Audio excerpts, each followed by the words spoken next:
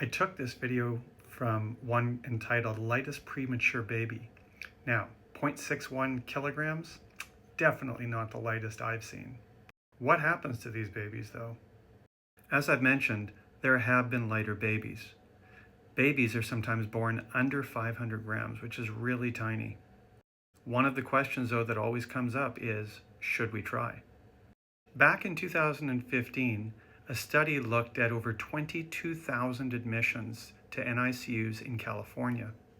This is the publication, and it looked at all babies born under 500 grams. In total, there were 212 of these babies that were eligible for study. These babies were small, with the smallest baby being 285 grams. The average birth weight was 448 grams, so about a pound. The question is, how did they do? This is a list of common morbidities that face preterm babies at discharge. So the first thing is, about a quarter of the babies where there was an attempted resuscitation survived. What this means is that resuscitative attempts in preterm babies as small as 500 grams or less are not completely futile, but the cards are certainly stacked against them. Of those who survived, as Figure 1 demonstrates, about 50% of the babies went home on oxygen. Surprisingly, only about 5% of the babies had breakdown of the bowel wall that we call necrotizing enterocolitis. In terms of the worst types of brain bleeds, we saw only about 1 in 8 babies would have this outcome, whereas about 1 in 3 had any type of brain bleed, but certainly not the majority. What was extremely common though, and related to the really early development, was damage to the eyes. Almost 100% of survivors wound up with eye damage called retinopathy of prematurity.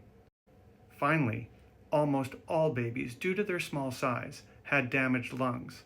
Almost 100% of them had a diagnosis of chronic lung disease, which is loosely defined as needing oxygen or some form of respiratory support, such as CPAP or intubation at 36 weeks post-menstrual age. There has been research looking into what allows parents to make that critical decision about whether they resuscitate or not.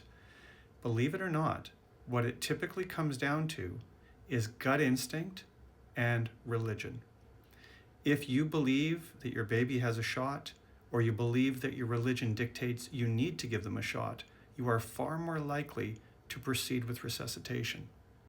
There is, of course, another way of looking at this.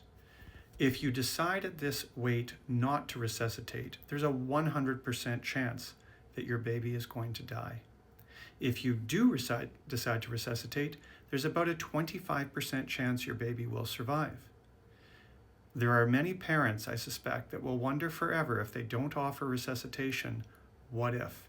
And it's that what if that likely leads to a lot of parents deciding it is better to know for sure than never to have known at all.